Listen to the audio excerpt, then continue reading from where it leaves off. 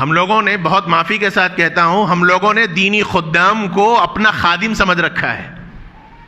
خادم ہے لوگوں کا. کام ہی کیا ہے صاحب؟ مسجدوں کا کام ہے امامت کرنا، کام ہے ان کا. مؤذنی کرنا کام ہے ان کا. تنخواہ نہیں دے رہے ہیں کیا تنخواہ دیتے ہیں آپ لوگ؟ کیا تنخواہ دیتے ہیں آپ لوگ؟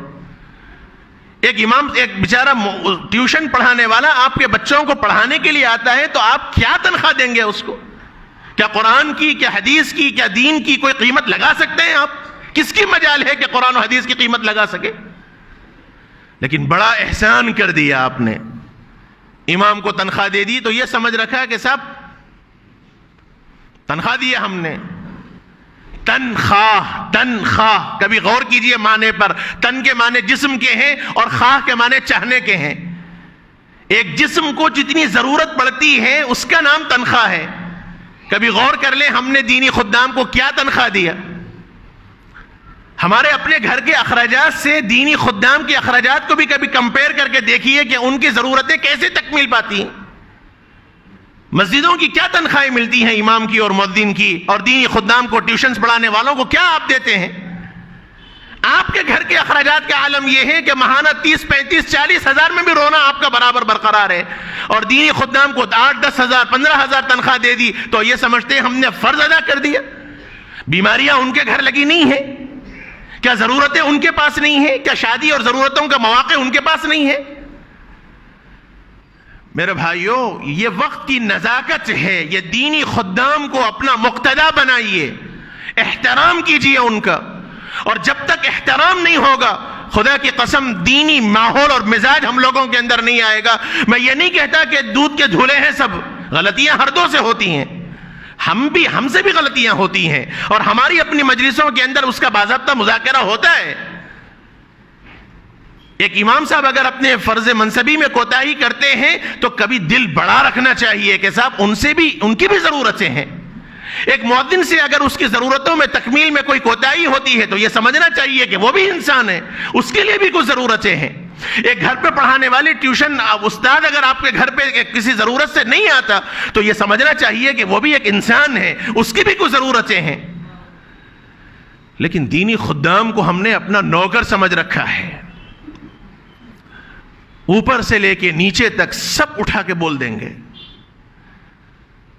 یہ ادب و احترام نہیں ہے. یہ خدام ہے دین کے. آپ اپنی نماز ان کے پیچھے پڑھ رہے ہیں، امام کے پیچھے اپنی نماز پڑھ رہے ہیں. آپ لوگ اللہ اکبر کہہ کے جب آپ تحریمہ باندھتے ہیں تو مسلک کے اعتبار سے آپ سے لا غلطیاں ہو جائیں نماز کے اندر، لیکن سجدہ سہو آپ کو لازم نہیں ہے.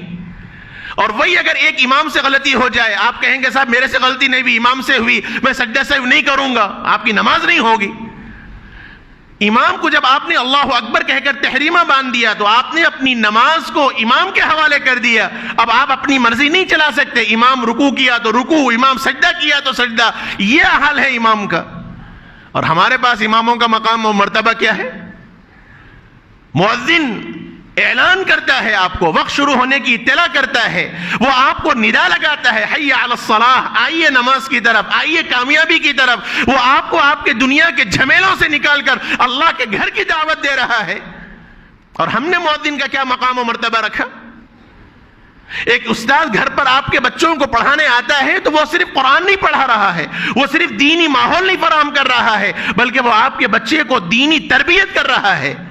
وہ آپ کے بچوں کو مرتد ہونے سے، وہ آپ کے بچوں کو دین بیزار ہونے سے بچا رہا ہے. اور آپ نے اس کے ساتھ کیا معاملہ کیا؟ یہ تو پوچھنا ہی نہیں چاہیے تھا. آپ اپنی خوشی سے، اپنی حیثیت کے مطابق دیتے. لیکن یہ جو بھاؤ تاؤ کیا جاتا ہے ٹیوشن پڑھانے کے واسطے، کیا لیں گے صاحب، کتنا لیں گے صاحب، بہت زیادہ ہے صاحب، 4 بچے ہیں صاحب، کچھ تو کم کیجئے صاحب. مذاق بنا رکھا ہے دین کا ہم لوگوں نے. اور اس میں بھی سوچیں گے صاحب کون کم لے رہا اس کے پاس بھیجاؤ، چاہے بچے کی تجوید آئے نہ آئے، چاہے وہ ماحول آئے نہ آئے. اور استاد پڑھا کے چلا گیا تو کبھی اتنی توفیق ہم لوگوں کو نہیں ہوتی کہ بیٹھ کر تھوڑا پوچھیں کہ بیٹا آج مول صاحب نے کیا پڑھایا تم سے. ہر آدمی یہاں بیٹھا ہوا ہر آدمی اپنے دل پر ہاتھ رکھ کر سوچ لے، میرا فرض ہے، میں اپنی فرض ادا کر رہا ہوں. میں مذاکرے کے طور پر آپ سے کہہ رہا ہوں، میں کوئی تنقید نہیں کہہ رہا ہوں آپ کے اوپر. میرا فرض ہے وارث رسول ہونے کی حیثیت سے ہم میں کا ہر ساتھی اپنے دل پر ہاتھ رکھ کر یہ سوچے کہ میں اپنے بچے کی تعلیم کے واسطے اور خاص طور پر دینی تعلیم کے واسطے کتنا فکر مند ہوں، کتنا میں فکر مند ہوں۔ ایک استاذ کو اگر میں نے رکھ دیا تو کبھی میں نے پوچھا استاذ سے کہ حضرت کیا میرا بچہ پڑھ رہا ہے، میرا بچہ کتنا آگے بڑھ رہا ہے؟ کبھی میں نے پوچھا؟ استاذ اگر لاپرواہی کر رہا ہے تو وہ بھی انسان ہے، لاپرواہی اس سے بھی ہوتی ہے۔ ہمارا کام ہے ادب کے دائرے میں رہ کر ان سے بھی بات کی جائے کہ مول صاحب اتنا وقت ہو گیا، بچہ آگے نہیں بڑھ رہا، کچھ خیال کیجئے۔